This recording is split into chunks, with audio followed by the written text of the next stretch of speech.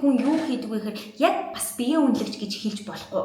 За 1983 онд өөрөө 45 настай байхдаа нөгөө энэ гэрэлсэн иргэдээ 85 настай байхдаа ерөөсөө чиний амьдралд юу болохгүй байгаа, юу алдаад байгаа, чи ер нь яагаад ийм уруу дор яваад юм, эсвэл амар алдтай явж байгаа хүний чи удахгүй тэдэн жилийн дараа тэгнэ гэж шууд үндэсний телевизээр ингээ олон хүмүүсийн өмнө хэлээд ажаад хэрвээ чи одоо ингээ миний хэлж байгааг ингээ ер нь хийхгүй бол хүүхд чинь 7 нас хүрэхээс өмнө ер нь ингээ одоо амьд гарч чадахгүй юм байна, 7 нас хүрэхгүй юм байна гэдгийг зөвнөлийг хэлж ирсэн байлээ. Тэгээ амьд ах уу байх хугацаанд өөрийгөө бол би ингээ 250 жил амьдрнаа.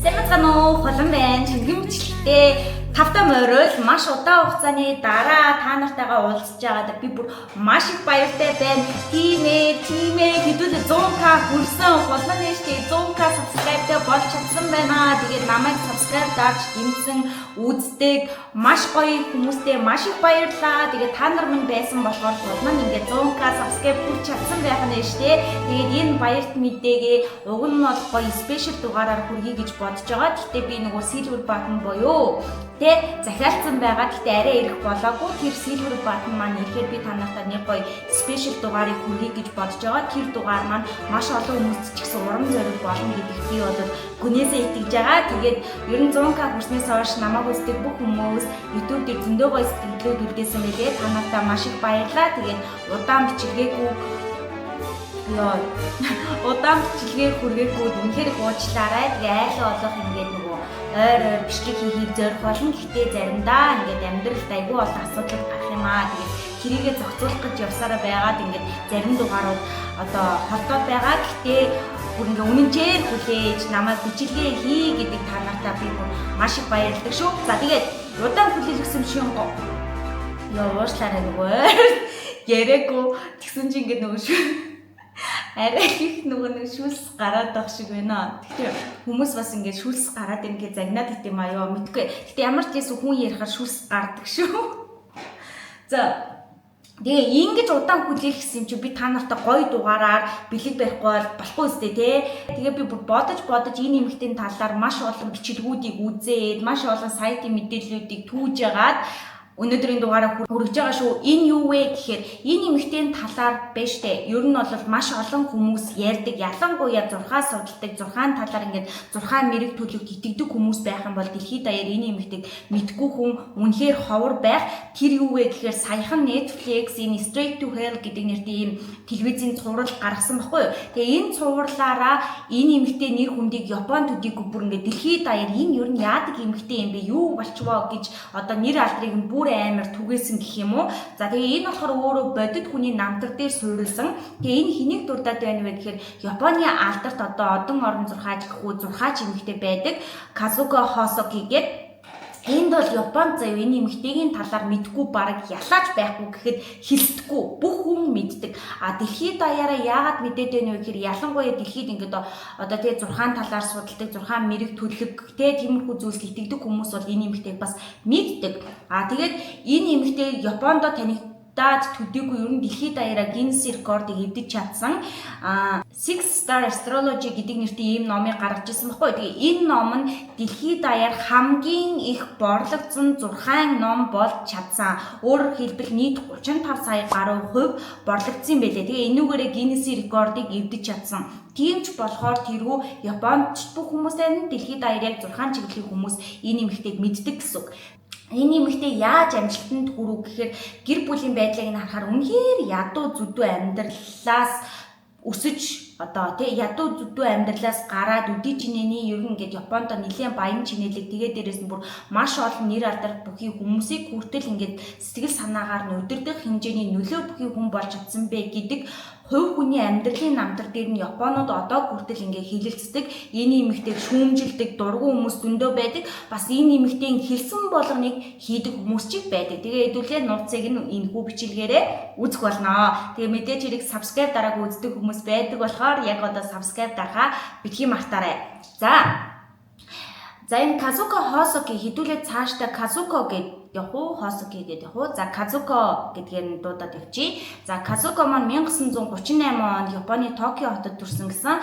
За тэгээд яг 38 он буюу одоо энэ эмэгтэй ингээд хүүхэд ахуйн нас нь яг дэлхийн 2 дугаар дайны дараах Японд өрнсөн гэсэн үг ээ. Ер нь дэлхийн 2 дугаар дайнд чи Японч бас нэлээ үүрэг ройлтой оролцсон. Тэгээд тухайн цаг үеийн амьдрал бол үнэхээр хэцүү, ядуу зүдүү тийм үе байсан. Тэгээд энэ Казуко болохоор энгийн амьдралаас юусоо гараагүй, гэр бүлийнх нь амьдралын талаарх одоо хүртэл маргаантай байдаг. За ер нь бол ээж аав хоёр нь бас нэг энгийн хүмүүс юусоо биш юм байлээ. Аав нь ийм якуза нартай холбоотой. Тэгээ яванда ер нь бол өөрөө улс төрийн карьер хөөх зорилготой, тэрүүгээрээ ч ингээд маш олон хүмүүстэй холбоо сүлбээ үүсгэж явдаг ийм эрхтэй байсан. Ээж нь болохоор ингээд дэлгүүрт ажилладаг, ресторанд ажилладаг гэсэн ийм албан болоод албан бос мэдээлэлүүд байд юм байлаа. Одоо энд гарч байгаа байшин болохоор яг Казукогийн ингээд хүүхэд насаа өнгөрөөсөн гэр нь байгаа даа байхгүй юу. Гэтэ хоёр давхуртаа энэ өөрөө амьдардаг иймэрхүү байшин байсан. Гэхдээ зарим ингээд мэдээллүүдээр ээж аавыг нөгөө нэг биеэ үнэлэгч зардаг байсан. Би энэ амар чимээгүй яриад байгаа юм тий.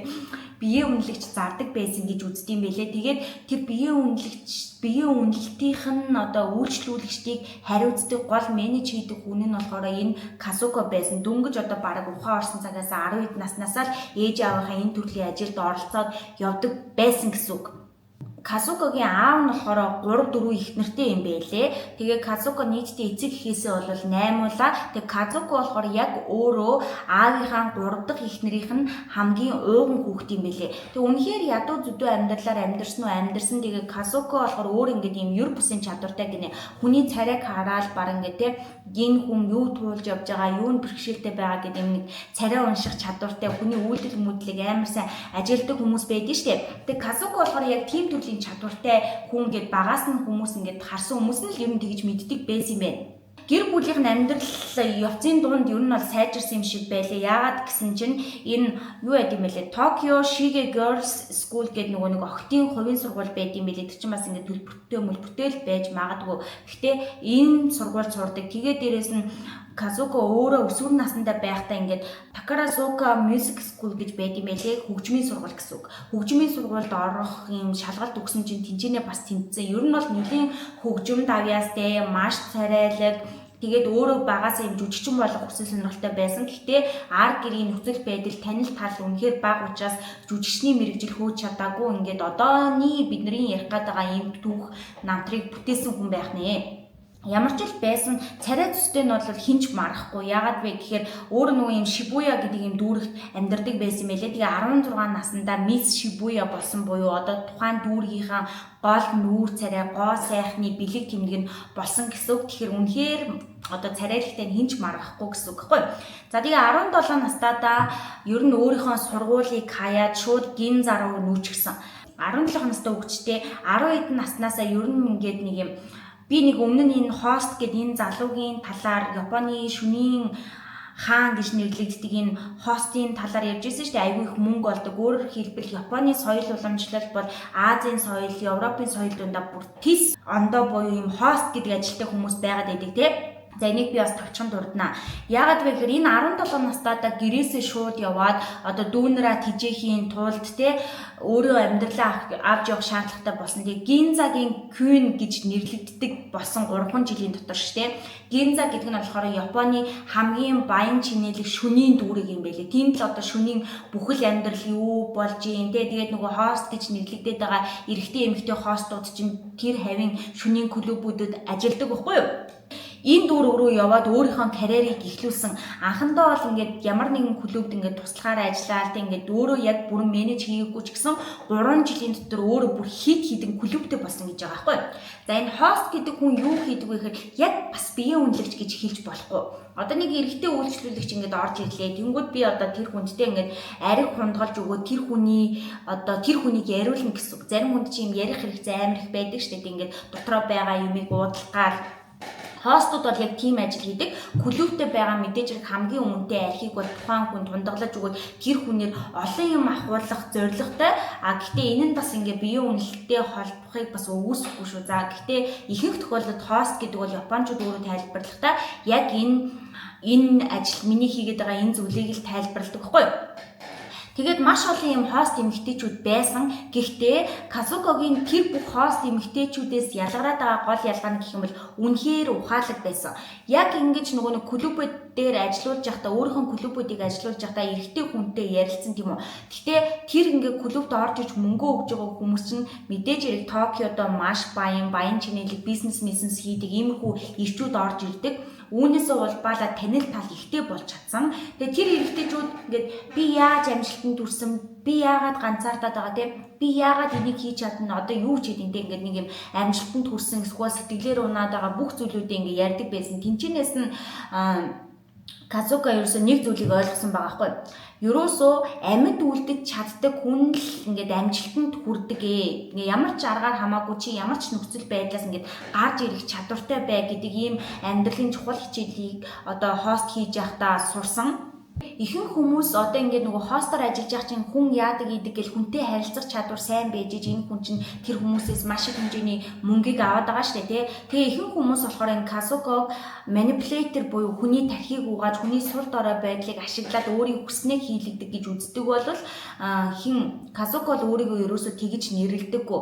Тэгээд ер нь бол хорвоо дэлхий дээр байгаа бүх хүн ямар нэгэн зүйлээс айдаг буюу ирээдүйд яг надад юу тохиолдох бол би ирээдүйдээ сайн явах болов уу муу явах болов гэд ирээдүйгээс ямар нэгэн байдлаар айцтай байдаг. Тэр хүмүүст чи зүгээр замыг гаргаад өгчих. Чи энэ хоёр хаалга байлаа гэд энүүгээр нь яв гэдэг замыг гаргаад өгчих юм бол тэр хүн юу ч байлаа гэсэн чиний хэлсэн үгийг бодоод тэр замаар чинь л явна буюу одоо ингээд чиний нэг бодол ингээд бүтээгдэхүүн болж байгаа чиний үгийг үг дуугуу даагнаа гэдэг ийм ойлголттой болсон гэж байгаа байхгүй юу? Тэгэхээр нэр болоод үзэхээр яг л тийм байгаа сте тий. Тэгээд яг ирээдүйд юу болохыг мэдээд би зөв замаар явж гинэ буруу замаар явж гинэ гэдгийг мэдхийн тулд хүмүүс энэ Казукод ханддаг байсан байгаа байхгүй юу? За ямар ч лээсэн ингээд хостоор энэ гинза дүүрэхтэй тэр хүнийг мэддгүү хүн байхгүй ямар ч лээсэн нэлээд их мөнгөтэй болж авч байгаа байхгүй юу? Тэгээд ингээд мөнгөтэй болж авч байхдаа нэг залуутай хамтарч ажиллахаар болсон байсан бүх мөнгөө буюу 1 тэрбум гаруй йенийг тэр залуутай ингээд хамт шинэ юм ихлүүлэхдээ өгөөд тэгээд тэр залуу нь өөрийг луурдаад яваад өгсөн. Тэнгүүд амьдралынхаа одоо ингээ хурааж олсон бүх зүйлийг нэг хүнд итгээд ингээ алдчихгууд хүнд бол ингээ шууд сэтгэлээр унаад амиа хорлох ч юм уу ямар нэгэн байдлаар дахиж юм ихлэе гэдэг итгэл төрөхгүй шүү дээ. Тэнгүүд энэ үед Казуко яасан бэ гэхээр нөгөө нөлөө бүхий хүн дундаа нэг хүнтэй танилцсан заяа.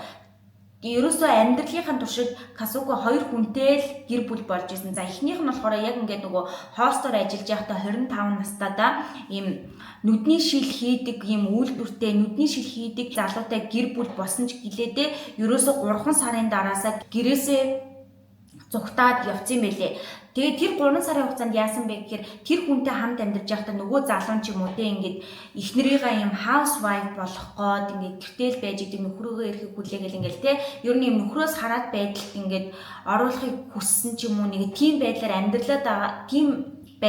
амьдраад байгаагаа ажиглангуудаа Казуко шууд гэрээсээ зүгтэж яваад амьдралаа шинээр эхлээд яваад өгсөн юм байлээ. Хоёр дахь гэрэлт нь болохоор бүр Японд хамгийн нөлөө бүхий эрэгтэйтэй гэрэлсэн. За 1983 онд өөрөө 45 настай байхдаа нөгөө энэ гэрэлсэн эрэгтэй нь 85 настай байхдаа танилцсан. Энэ залууг болохоор Ясухико Масахиро гэж нэрлэдэг. Яг дайны дараах бүх ерөнхий сайдууд энэ залуугийн өвөө те ер нь те энэ хүний талаар мэддэг. Одоо ингээ бүх ерөнхий сайдууд нь одоо нэг юм юу байдаг штэ хэдий бидний нүдэн дээр ерөнхий сайд ерөнхийлөгч эзэн хаан ингээ бүгдээр байгаа ч гэсэн хөшигний ард ямар нэгэн хүн байж идэг тийм үү тэр хүмүүсийг өдөрдөөд ирэх мэдлэлтэй тийм хүмүүс байдаг. Энэ болохоор яг Японы тийм хүн байсан байгаа байхгүй юу? Масахиро гэж залуу. Масахиро гэж хүн өөрөөр хэлбэл яг ерөнхий сайдуудын үгээ бичүүлдэг энэ олонний танил улс төрч хүмүүс бизнес эрхэлдэг том ийм хүмүүсийн олонний өмнө гарахтаа хэлэх үгийг нь бэлдэж өгдөг. Энэ хүмүүс ямар этиктэй байх вэ, ямар хандлагатай байх вэ, цаашдаа юу хийх вэ гэд энэ бүгдийг нь зааварчилдаг хүн болохоор энэ Масахиро байсан. Тэрч бүх хэл бүр эзэн хааны гэр бүл тусгаалan зөвлөгөө өгдөг, даалт ертөнцийн талаар ярьдаг ийм хүн байсан байгаа байхгүй. Гэхдээ энэ хүн 85 настайдаа буюу одоо өчнөө жил амьдарчаад байна шүү дээ. Маш их архины хамааралтай байсан. Тэгээд архины хамаарлаасаа шалтгаалж одоо энэ dimension буюу одоо ингээд анхаарал дутмагшилтын ингээд яг ингээд юмд фокуслаад тархиа бүрэн ажиллуулж чадахгүй ийм одоо наснаас хамааралтай ийм одоо анхаарал дутмагшилтай болсон байгаа даа байхгүй. Тэнгүүд Казуко болохоор яг энэ Масахирогийн энэ нөхцөл байдлыг нь ашиглаад уулзах болгондоо тэр хүнд архиар шахаж ингээд арх марх өгөөд ер нь хамтдаа л арх уудаг байсан билээ. Тэгээд яг ингэж хамт арх ууж байгаагаа далимдуулаад шууд энэ залуутай энэ хүнтэй ингээд гэрлэхийг зорьсон учраас өөрт нь ч хэлээгүй гэр бүлийнхэнд нь ч ерөөсөө мэддэггүйгээр гэрлэлтийн одоо бүх бичиг баримтаа бүрдүүлээд ингээд гэрлэлтэд баталгаажуулсан юм байлээ. Тэгээ энийг нь мэдсэн ар гэрийнх нь бүр үнэхээр дургуутсан. Тэгээ энэ хүнд ингээд дургу байгаад байгаа байхгүй. Тэгээ ер нь бол өөрийн шинжтэй байна гэж үзээд ар гэрийнх нь ингээд салгах маш олон арга хэмжээнүүдийг авсан. За харамсалтай нь гэхүү ар гэрийнхнийг нь завшаанаарч гэхүү те энэ хүн 85 наснда бас бурхан болсон юм байлээ. Таалал төгссөн. Тэгээд таалал төгссөөд буйны ажил эхлэхээс ердөө 7 хоногийн дотор энэ Казуког энэ гэр бүлийн бүртгэлээс нь буюу энэ хоёрын гэрлэлтийг хүчингү гэж шүүхээс үзээд тэгээд ер нь бол ингээд нөгөө хоёр дахь гэрлэлт нь ингээд юуг болсон гэх юм. Тэгвэл баг гэрлэлт ч гэж тооцоогүй юм аа. Тийм болохоор энэ хүний хөрөнгө мөрөнгнөөс Казукод ямар нэг юм одоо ингээд юу ч үлдээгүй гэсэн. За гэхдээ түүхэндээ бол энэ Масахирогийн энэ хоёрын энэ харилцааг яг ингээд тоочны бол хилдэггүй, тоочны ч ийм баримттай шүү гэсэн баримт байдаггүй. Гэхдээ одоо бидний нүдэнд харагдаж байгаа зүйлс нь болохоор эдгээрийг хилээд байгаамаа.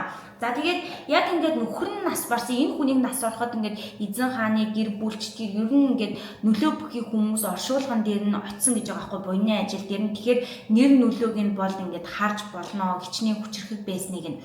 Тэгээ ийм хүчрэхэг хүн буюу хамт байсан тэгээ худлаа хүн ч гэсэн ихнэр нөхөр биш байлаа ч гэсэн ингээд хамт зөвлөгөө мөнгөлөө авдаг энэ хүнээр дамжуулаад энэ Казуко ч айгүй олон хүмүүстэй танилцсан байгаа шүү дээ. Тэгээд ингээд гэрэлтэн хүчингү орчингууд Казукогийн нэр хүнд ер нь бол нэлээд муудсан гэж үздэг юм байлээ. Тэгээд ямар ч танил таал холбоо сүлбэ бүр юучгүй болсон учраас Казукод нэг л зам гартан за би ерөөсөө 6 чиглэлээрээ явъя, энэ чиглэлээрээ л явъя гэдэг ийм гарц гарч ирээд тэгээ энэ цаг үеэс одоо насан эцэс хүртэл яг 6 чиглэлээрээ ажиллаад энэ чиглэлээрээ илүү их мөнгөийг олсон, энэ чиглэлээрээ сайн нэртэй болсон, муу нэртэй болсон.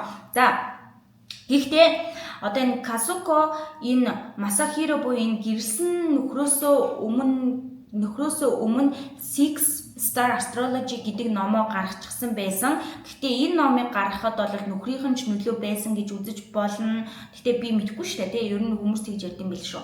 Нөхрийнх нь нөлөө байсан ч болно. Эсвэл яг энэ ном гарахаас өмнө Японд бас ийм 6 Шинкире гэдэг эмэгтэй Zero School Astrology гэдэг ийм бас ийм 6 номыг гаргасан. Тэгээ энэ номон дээр болохоор хүмүүсийг дэлхийн бүх хүмүүсийг ер нь 12 ордны одоо бидний мэдхээр те хонь нөхөр юуны ч гэдэг те эдгээр ийм ордонд хуваагаад тэгээд энэ ордын талаар ийм тайлбаруудыг гаргасан байсан. Тэгвэл ерөөсөө хэдхэн жилийн дараа буюу одоо энэ Казуко өөрийнхөө Six Star Astrology гэдэг номыг гаргасан. Гэхдээ энэ хүн 12 ордонд хуваасан бол ерөөсөө л Казуко нийт хүн төрлөختний 6хан төрөлд хуваацсан байхгүй юу? Энэ нь аюулгүй хит болсон гэсэн үг тий. Хүн бол 12 орд гэж мэдээд ах чи ерөөсөө 6 ордонд хуваачингууд энэ нь бас ингээд нэлээд хүмүүст шинэлэг бөгөөд ингээд цаашаа номон зарагдах хувийг нэмэгдүүлж өгсөн юм байлээ.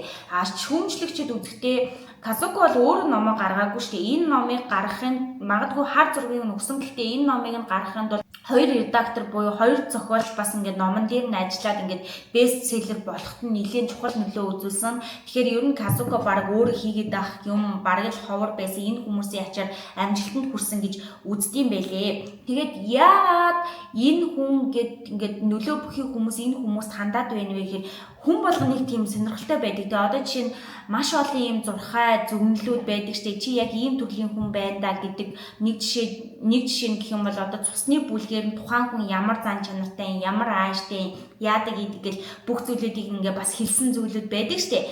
Тэгэл хоньны орд гэвэл үхрийн орд, хилэнцгийн орд гэвэл гэл ингээд хүн өөрөө нэг тийм юм байгалийн жамаараа зөвгнөлт маш их дуртай. Тэнгүүд яг ийм 6 төрлийн шинэ зөвгнөл гараад ирэнгүүт тэр нь хүмүүст амар шинэлэг байгаад ингээд одоогийн бидний мэдих нэр хүндэт нь хүрэхэд нэлээд нөлөөсөн.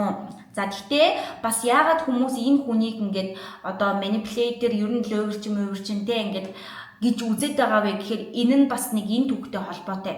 За нөхрийн түүх бол юм бүдэг бадаг байгаад нь штэ. Гэтэл Шимамура Чиёгийн түүх болвол ингээд Япон даяараа хүмүүсийг мэддэг. Тэгээд энэ Шимамура болохоор өөрөө ч гэсэн Казукогийн талаар ярьдаг юмнууд нь яг бодит учраас хүмүүс бас энэ Казуко дургу байх шалтгаанууд байдаг. За энэ Шимамура гэдэг нь болохоор Японы одоо үндэсний дуучин гэх юм уу те, үндэсний урлагийн дуучин хүн байгаа хгүй, үндэсний дуугаа дуулдаг.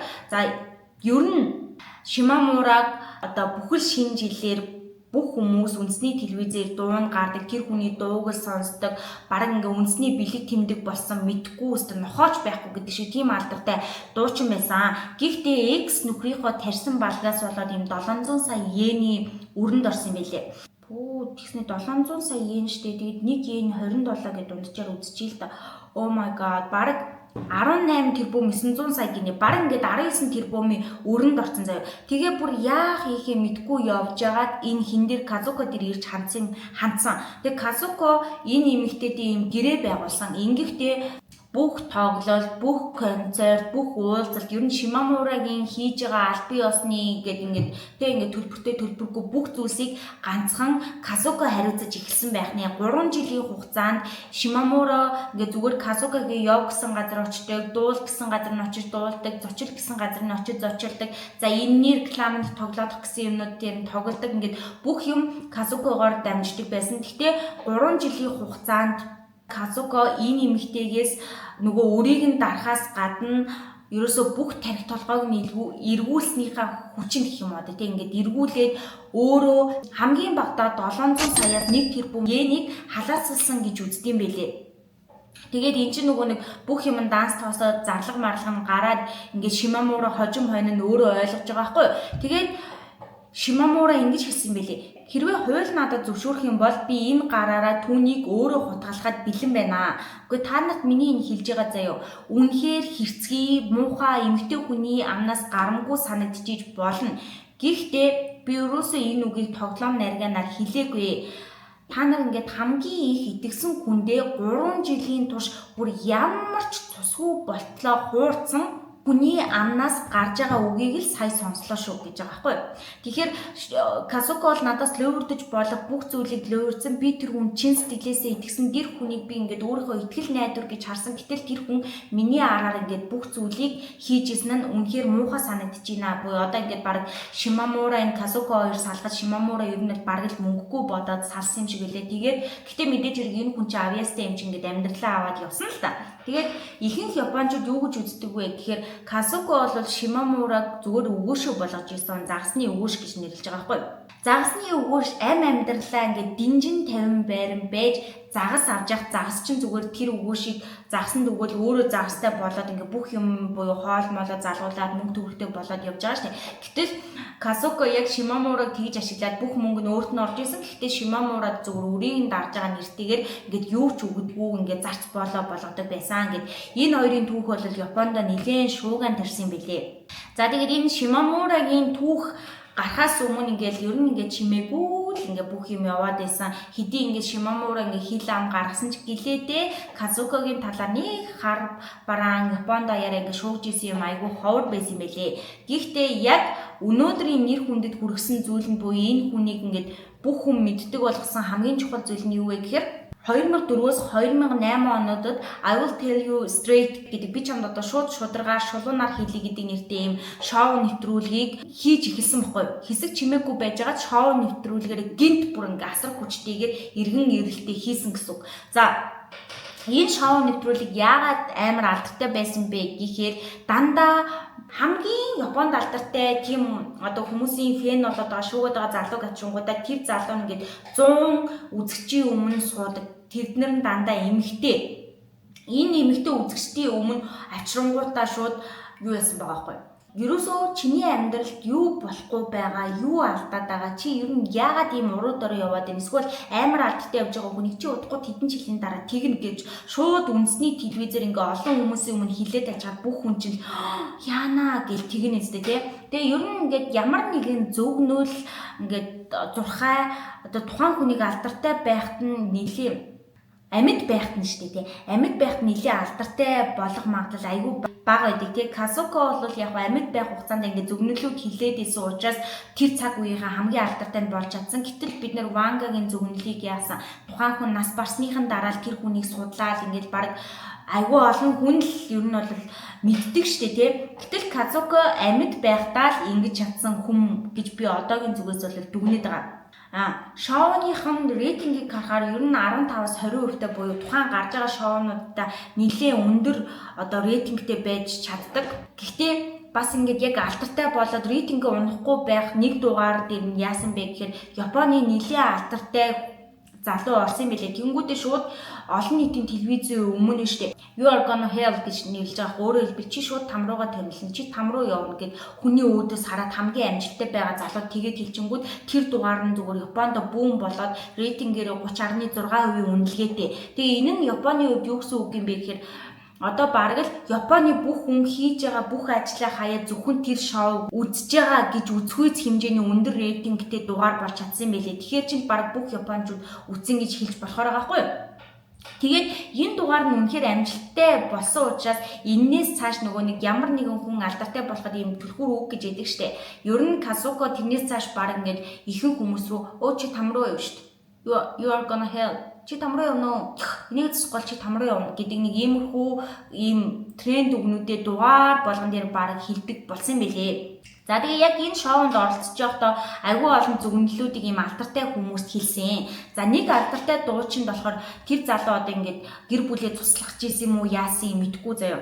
Тэгээ ямар ч хэлсэн тэр алдартай дуучин хэрвээ чи гэр бүлээ цуцлуулах юм бол маш богино наслаад тэгээд ер нь үхэндээ гэж хэлсэн байлээ. Тэгтэл энэ алдартай дуучин нь нэштэй бүр гэр бүлээ цуцлуулаад тэгээд 80 наслсан юм байлээ. 80 наснда ийм төрөө булчирхан хор тавдраар ингээд зуурдаар нас барсан арай нэг өвдөл багтаж юм уу нас барсан гэж байгаа хгүй. Уг нь бол энэ хүнийг айгүй зовж өгөх гэж ийм зүгэнсэн юм байлээ. За тэгээ айгүй олон комедианууд бас ингээд нэвтрүүлгээр нь ордог байсан байлээ. Тэгээд Гекитан Хиторой гэдэг нэртэй комедиан орсон. Тэгээд энэ залуу болохоор чи 40 наснаас өмнө ер нь бол зүрхний өвчтнөр нас барнаа гэдгсэн боловч одоогийн байдлаар 47 настай амьд байгаа юм байна. Дараагийн нэг хүнд нь болохоор нэг ээжид хэрвээ чи одоо ингээ миний хэлж байгааг ингээ ер нь бол хийхгүй бол хүүхд чинь 7 нас хүрэхээс өмнө ер нь ингээд одоо амьд гарч чадахгүй юм байна. 7 нас хүрэхгүй юм байна гэдгийг зөвнөлийг хэлж ирсэн байлээ. Бас ингээд нэвтрүүлгийнхээ үеэр тренд болдог зүйлүүд нь юу вэ гэхээр ингээд нэг юм bad vibration гэж байдаг шүү дээ, тий. Bad vibration гэхээр одоо юу гэх юм муу давхцал гэх юм уу, муу энергийн давхцал. Энэ муу энергийн чичиргээ гэх юм уу, тий. Энэ юу гэх юм бэ? За ийм муу энергийн чичиргээнд байгаа болохоор чи хичнээн хичээсэн чи ингээд амжилттай явахгүй. Тийм болохоор чиний энэ муу энерги чи юунаас ч болж болж юм. Гэхдээ бараг чиний нэгнээс л болоод байна да гэд ихэнх орж байгаа хүмүүсийн тайз дидгцийн нэрийг нь солихыг шаарддаг гэсэн байлаа. Өө чиний тайзны нэр чи одоо ийм байгаа юм бол чи надаа ингээд солих юм бол тэтгэн жилийн дотор өстө тийм болох юм байна гэд иймэрхүү зөвнөлийг хэлдэг байсан байгаа байхгүй. За хэд хэдэн комедиануудад бас ингэж зөвлөсөн. За энэ Осро гэдэг нэртэй комедиан байгаад байгаа байхгүй. Тэгээд энэ тайзны нэр нь одоо англиар хөрвүүлэх юм бол monkey буюу сармагчин гэдэг нэртэй тайзны нэр юм байлээ. Тэгээд чи хэрвээ энийг monkey гэж сольчих юм бол жилийн дараа чи өөрийн гэсэн хит шоутай болоод ингээд үнэхээр амжилттай явна гэж хэлсэн байгаа байхгүй. Тэгээд 8 жил өнгөрсөн ч гэсэндээ энэ хүн хизээж хит шоутай болоогүй. Тийм учраас нэрээ буцаагаад monkey буюу осороо болгож өөрчилсөн юм байлээ. Бас ингээд нөгөө хамтарч дуу буюу хамтран ингээд комедиан хийдэг хүмүүс байдаг штэ тий. Тэгээ энэ хамтлагийг болохоор нэрээ happy гэж сольчих юм бол тоо хоёр маш богино хугацаанд ингээ хүнтэй гэрлэж чаднаа ингээд айгуу сайхан амжилттай явна гэж зөвнсөн. Гэтэл нэрээ тэгээ сольсон ч гэсэндээ гэрлэлт нь ерөөсө 2 жил хүрээгүй хоёулангийнх нь ингээ цуцлагдаад дууссан ингээд амжилтгүй болоод дууссан учраас энэ хоёр ч гэсэн ер нь бол нэрээ буцааж сольсон байлээ. Тэгээ ер нь бол энэ мэдчлэнгээр алдартай хүмүүсийг ингээд зөвгөнж байгаа юм чинь үзэж байгаа хүмүүс нь одоо тэр зөвгөнлөнд яг биелэн за баг энэ муу явж ивэл ингэж юм да сайн явал өө энэний зүг байж гэдэг ийм одоо ингээд таамаглал төвшүүлсэн учраас Японд даяараа энэ хүнийг баг ингэж шүтгэн одоо тодорхой гэх юм уу. Зарим хүнд урт хугацааны зөвнөл хийж байгаа, зарим хүнд одоо ингээд 1 жилийн дотор чи амжилтанд хүрнэ гэл ингээд богино хугацааны зөвнөлүүдийг хийж байгаа шүү дээ. Тэгээ тэр болгоныг нь харж байгаа. Тэгээд ингээд богино хугацаатай зөвнөлүүд хийлэнгүүд хүмүүс тэрийг нь хүлээж байгаа. Тэр нь ингээд биелэхгүй. Тэгээд нөгөө жилийн дараа олонний танил хүмүүсээс чи нэрийн тийм юм болсон уу гэж асуухаар гүү минийх ерөөсөө тгээгүй гэдэг нэг иймэрхүү хариунууд хэлэхээр ч одоо энэ хүн маань эргээд нэрээ алдаж эхлэн тийм үү. За тэгээд тэгсэн чинь өөрийгөө өмөрч хэлж байгаа зүйл нь юу вэ гэхээр my predictions are never wrong буюу одоо миний зөвгөндлүүд хизээж буруу байдаггүй. Буруу одоо муухай буруу одоо ингээд чамайг муу явна гэсэн зөвгөндлүүд эсэргээрээ сайн зүйл болж өөрчлөгдөж болно. Тэгэхээр би чамайг ингээд муу явна гэж зөвгөнсөн юм чин эсэргээрээ өөрчлөгдөж сайн зүйл рүү л хувирдаг. Тэгэхээр миний зөвгөндлүүд хизээж юм буруу байдаггүй гэдэг ганцхан тайлбарыг хэлдэг. Би амьд ахуй байх хугацаанд өөрийгөө бол би ингээ 250 жил амьдрнаа. 250 насарнаа гэж зөвгөнжсэн. Гэхдээ харамсалтай нь бол 2021 онд 83 наснда таалал төгссөн юм байлээ. Гих мэтчлэнгээр иймэрхүү зөвгөнлүүдийг хэлээд нэлийн алдартай явж исэн. Тэгээд 4 жилийн турш энэ шоу нь явсан байх нь шүү дээ. Тэгээд энэ шоу явж байхад нь бол юу яасан бэлээ? Нэг сэтгүүлч 2006 оноос эхлээд Мисокичи Ацуши гэдэг нэртэй ийм одоо тэгээ бичээч ийм зохиолч залуу байгаа хгүй сэтгүүлд ажилладаг. Тэгээ 7 хоног болгон ийм дугаар гаргад юм байлээ. Тэгээ энэ дугаарынх нь нэр нь болохоор David Resume гэдэг нэртэй өөрөөр хэлбэл энэ шулмны одоо ингээд үнэн нүрд төрөх гэдэг ч юм уу те нэг иймэрхүү одоо нийтлэлүүдийг бичиж эхэлсэн. Тэгээд энэ нийтлэлээрээ энэ сэтгүүлч бүр ингээд Казукогийн талаарх бүх зүйлийг ухаж түнхчөөд явсан байгаа хгүй. Тэгээд энүүгээрээ далимдуулаад энэ хүн Якуза нартай холбоотой юм байна, улс төрч нартай холбоотой юм байна. Ийм нөлөө бүхий хүмүүстэй холбоотой. Тэгээд хэрвээ зөвгөнөл нь буруу байгаад ирээд ингээд ямар нэгэн хүн гомдол мэдүүлнэ шүү дээ. Тэнгүүд тэрийг айлган сүрдүүлэх аргаар Якуза нараар ингээд одоо тэр хил амыг дардаг байсан. Гих мэт ингээд ийм олон нийтлэлүүдийг гаргаж ирсэн юм байлээ. А гэхдээ энэ нь нөгөө хүний шоуны рейтинг дээр нөлөөлөд дээ шүү дээ. Одоо Казукогийн шоу нэр хүндэд нөлөөлөд байгаа учраас энэ хүний эсрэг уг нь бол шүүхэд гомдол гаргах ёстой байтал Казуко хизээж энэ сэтгүүлчийн эсрэг шүүхэд гомдол гаргаагүй. Харин яагаад шууд сэтгүүлчийг шүүхэд дуудаагүй вэ гэхээр сэтгүүлч нь өөрөө айгүй олон баримттай байгаад байдаг. Санхүүгийн ч тэр энэ Казукогийн бичиж авсан ярианууд ч гэр айгүй олон баримттай байсан учраас шууд Казуко одоо энэ сэтгүүлчийг шүүхэд дуудчих юм бол өөрөө буруутчих гадайсан учраас редактор тэр сэтгүүлийн газрын нэг юм томоохон тэр дарга маргыг л шүүхэд дуудсан юм шиг байлээ. Тэгээд гэхдээ Казуко хизээж би шүүхэд ялна миний үнэн тогтоогдно гэдэг зорилгоор шүүхэд дуудаагүй зүгээр өөрийнхөө нэвтрүүлгийг арай удаан хийж болох, сунгаж болох хугацааг хүртэх буюу цаг хожихын тулд шүүхэд дуудсан юм билээ. Тэгээ 2006 онд шүүхэд дуудаад шүүхийн маргаан нь 2 жил үргэлжилсэн. 2008 он хүртэл үргэлжилсэн. Тэгээ 2004-өөс 8 он хүртэл Казуко өөрийнхөө шоу нэвтрүүлгийг хийгээд энэ ч гэсэн үнэхээр рейтингтэй яваал байсан. Тэгээ 2008 оноос за ер нь одоо ингээ би ханчлаа да. Тэгээ одоо миний нэвтрүүлэг ер нь цаашаа явахгүй юм байна гэж үзсэн учраас нэвтрүүлгээ болоод олонний хараа хяналттай олонний анхаарал донд байхаас болж эхэлсэн юм байлээ. Тэгээд яг нэвтрүүлгээ дуусгаад бүр 4 сарын дараа ч илүү хэдхэн сарын дараа шүүхэд өгсөн нэг хэмжлээ буцааж авсан. Угаасаа тэр шүүхэд ерөөсөө ялахгүй байсан. Зүгээр цаг хожихын тулд л инхүү одоо гомдол гаргасан гэдг нь энүүгээр батлагдаад байгаа юм байна лээ. За тэгээд нэг иймэрхүү маргаантай амьдралыг туулсан. Гэхдээ бас зарим хүмүүс энэ хүнийг яагаад л өвч ер нь ашигын төлөө мөнгөний төлөө ингээ хүмүүсийн тархийг угааж хүмүүсийн сул талыг ашиглаад мөнгө олдог байсан гэж үздэггүй. Тэгэхээр энэ нь одоо энэ булшны чулуутай холбоотой маа. Одоо маш олон хүмүүс ч энэ алдартай, мөнгөтэй, төгрөгтэй бүхэл хүн энэ хүн дээр ирж үзүүлж байгаа шүү дээ. Одоо би яг яагаад буруу яваад байгаа юм бол надад юу болохгүй байна гэд үзүүлэнгүүд Казукогийн хэлдэг байсан нэг зүйл нь юу гэхээр одооний чиний муу явж байгаа, эсвэл чиний сайн явж байгаа, чи сайн явж илаач гэсэн танаа үр хөвгт чи ер нь нэлээд муу явах юм биш үү? Эсвэл одоо миний ойр дотны хүн нас орлаа шүү дээ. Тэнгүүд муу өөр дээр жишээ авчих юм. Ер нь хин нэгний ингээд ойр дотны үзүүлж байгаа хүнийх нь ойр дотны хүн нас бариад за одоо би яг яах вэ гэж эренгүүт нь за энэ хүн чинь нас барахтаа ийм үйлдэлтэй байсан юм шүү. За энэ нь одоо танаа удамд одоо чамд айгүй нөлөөлөх юм байна. Тийм учраас нас барсан хүний хойдох буйны ажлыг нь айгүй сайн хийх ёстой. Тэр дундаа энэ хүний одоо булшны чулуунууд байдаг штеп.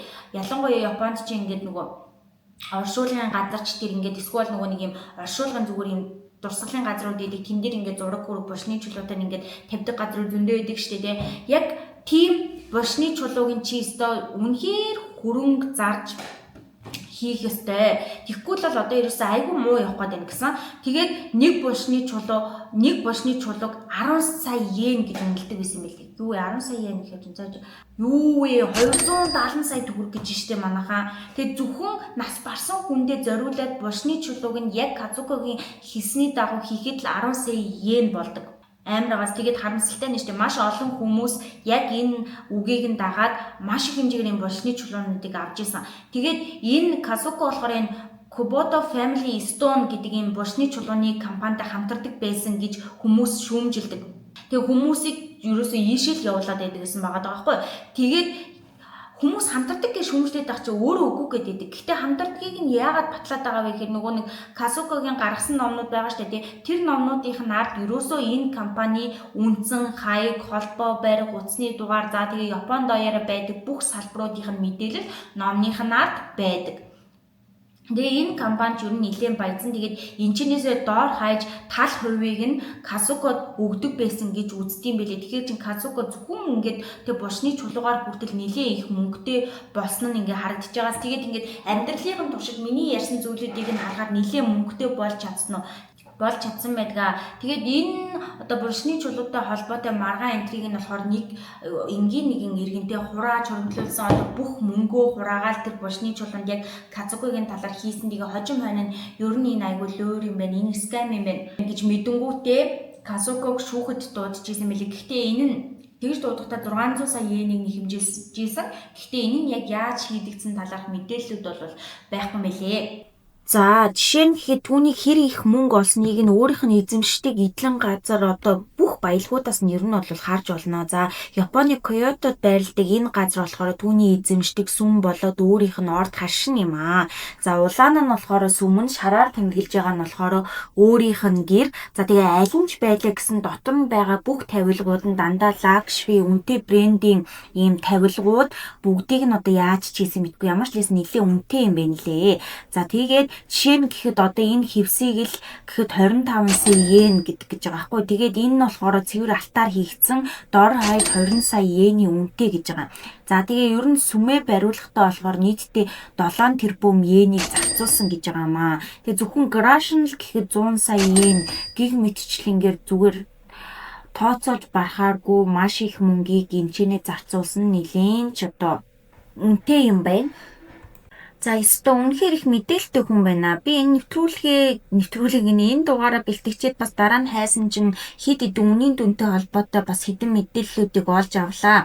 За жишээ нь тэрээр нөгөө нэг телевизэд өөрийнхөө шоуг хөтэлдэг гэдгсэн шүү дээ. Тэгээ нэг цаг зөвхөн тэр телевизэд оролцоход цагийн төлбөр нь 430 мянган йенийг авдаг байсан байх нэ. За тэрнээс гадна яг ингээд телевизээр эд алдартай болж явахдаа 6 талаар мэрэг төлөвтэй эдгээрийг хийлж өгдөг утасны төхөөрөмж гаргасан гэж байгаа байхгүй. За одоогийнхоор бол аппликейшн юм шиг байгаа. Тэгээ тэрний сарын төлбөрийн бүтэглэлийн хураамж нь 300 йен. Яг гарангууд 1 сая гаруй хэрэглэгч шууд бүртгүүлснээрээ тэрээр зөвхөн одоо энэ аппараа л эхний орлогоор 1.2 тэрбум йенийг олж чадсан байна. За тэгээ тухайн үед ер нь нэлийн алдартай хүн байсан учраас сэтгэл зүгээ хэрхэн удирдах, хувийн ийм зөвлөгөөний ийм группүүдийг хүртэл нээж ажилуулдаг байсан. Тэгээд энүүгээрээ одоо альбан бус мэдээлэл 2.4 тэрбум йенийг олсон гэж үздэг юм байлээ. Гэвч мэтлэнгээр бол мөнгийг одоо биднэрт ил харагдаж байгаагаар ийм ил харагдахгүйгээр бол нэлээд сайн олдог байсан байх нэ. За тэгээ би та нартай нэг ийм хачирхалтай хүний талаарх ийм бичлэгийг хүргэлээ. Ер нь айгүй нэг тийм сонирхолтой амьдралыг туулсан байгаад байгааз. Гэхдээ ер нь бол хүмүүс бол сайнтайж бай, муутайж бай. Угаасаа ямар нэгэн алдартай олон нийт танил хүнийг угаасаа сайнтайж бай, муутайж бай ингээд шүүмжилж идэг штэ тий. Тэгээ сайн талаараа гэвэл энэ хүний одоо ингээд бууж өгдөггүй, метршгүй зангийг нь ер нь үлгэр дуурайлал авал зүгээр гэж байгаа байхгүй. Амар тарчиг ядуу зүдүү дайны дараах амьдралаас хідэн дүүнрээ ингээд өсөх гэж зогсон энэ амьдралаас одоо гараад өөрөө ингээд ухааныхаа хүчээр гэхүү те хүмүүстэй ингээ харилцааны ур чадварынхаа ер нь хост чинь тийм штэ те хүнтэй маш сайн харилцаж чаддаг хүн бол хостыг үнэхээр амжилттай явж чаддаг. Тэгээд өөрийнхөө тэр хүнтэй харилцах ур чадварын үндсэн дээр энэ хүн ерөөсөө өдий чинээний өндөрлөлт хэдий сайнтай муудаж гэсэн Японд аяараа ингэж дурсагдаж чадсан байгаад байгаа байхгүй. Тэгээд энэ хүний түүхийг хуваалцахтаа болохоор би ингээд мууг нь аваарай гэж ерөөсөө хуваалцаагүй. Ер нь бол ингээд амьдралд ингээд хүнд унж болох маш олон зүйл байдаг. Гэхдээ буруу аргаараа ер нь хол яваараа гэдгийг би үлгэрлээгүй шүү. Ер нь ингээд чиний амьдралд ямар нэгэн хүнд хэцүү зүйл болоод чи өстө маргааш гарах гарцгүй болтлоо ингээд санагдчихилаач гэсэн эргээд босох юм хүчтэй байгаарэ гэдгийг л одоо би өөрийнхөө зүгээс төгсгөлд нь ингээд хэлхийг хүслээ. Яагаад вэ гэхээр ингээ амар олон хэцүү зүйл болж байгаа бүхэн чинь учиртай. Чамд ингээ тохиолдож байгаа зовлон болгон учиртай. Чамд одоо тэр зовлон учирсан учраас чи одоо юу ч хэлдэг лээ гэдэг штеп. Бурхан хүнд дааж чадах зовлонгийн л өгдөг гэдэг нэг үг гэдэг штеп. Өөрөөр хэлбэл чамааг энийг давж чадна гэж бодсон учраас чи тэрийг даваад гарчих юм бол цаана айгүй том ингээ бэлэг хүлээж идэг чи өөрийнхөө хийж чадах зүйлийг олж хараад зөв чиглэлрүүгээ явахын тулд одоо тэр бүхэн тохиолдож иж болно. Тэгээд бүх зүйл гарах байдаг. Альва зүйлийг арай эргээр хараарэ. Тэгээд ер нь бол ингээд зарим хүн сайхан зүйл тохиолдог, зарим хүн хүнд хэцүү зүйл тохиолддог. Тэгээ хэрвээ таны тэр нэг хүнд хэцүү зүйл байх юм бол танд ч гэсэн дараагийн маш том бэлгийг ингээд бэлтчихсэн байгаа учраас хүнд зүйлийг даван гарах хүчтэй байгаарэ гэд эерэг талаас нь бол энэ түүхийг харж болох юм. Гэхдээ за тэгээд яг одоо энэ 6 одны та нар дунд одоо энэ 6 Star Astrology гэдэг номыг нь Японд амьдардаг хүмүүс уншиж ийсэн үү? Та нарт ямар санагдсан ер нь үнэн дээр санагдаж байна уу? Тэр талаарх сэтгэлдлүүдээ үлдээгээрэй. Хэрвээ та нар дундаас бас энэ Straight to Hell гэдэг нэртэй энэ Netflix-ийн цувралыг нь үзсэн хүмүүс байвал яг тэр үзсэн цуврал дээр нь энэ хүний намтар хэрхэн яаж гарч ийн одоогийн миний энэ хуваалцж байгаа түүх дээрээ давтагдаагүй зүйлүүд нь юу байна? Та өөрийнхөө зүгээс юу гэж бодож ийн те? Тэрхүү сэтгэлээ заавал комент хэсэгт үлдээгээрэй. Тэгээ манай төгсгөлийг бол мэдж байгаа. Хулаан дуустал нь бичлэгээ үзсэн шүүгээд дуусгасан хүмүүс бол бичлэг дээрээ заавал лайк дардсан штэ. Тэгээ амар олон хүмүүс хөөрхөн хулаан дуусгасан шүүгээд байдаг. Тэгээ та нар маань үнэхээр дуусгасан байдгаа. Ягаад гэвэл төгсгөлийн хэсгийг энд л мэддэг штэ тий. Тэгээд дараагийн ойрхон бас нэг хятадын хов живээр удахгүй уулзах болно. Тэр хүртэл манайхаа миний бүсэг бичлэгүүдийг үзэж байгаарай. Тэгээд дараагийн бичлэгээр уулзлаа. Баяртай.